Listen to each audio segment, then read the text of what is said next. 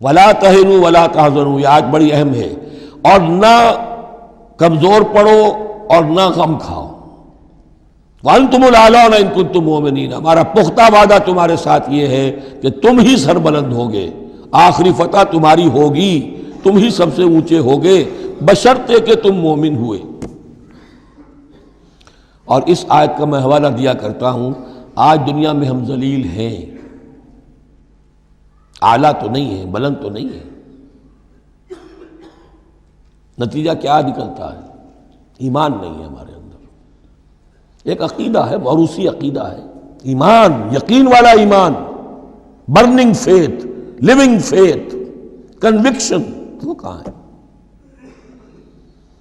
یا پھر قرآن اللہ کا کہنا جھوٹ ہے، انتم الاعلون ان کنتم مؤمنین۔ ہو نہیں سکتا کہ امت کے اندر ایمان موجود ہو اور پھر وہ دنیا میں ذلیل و خوار ہو۔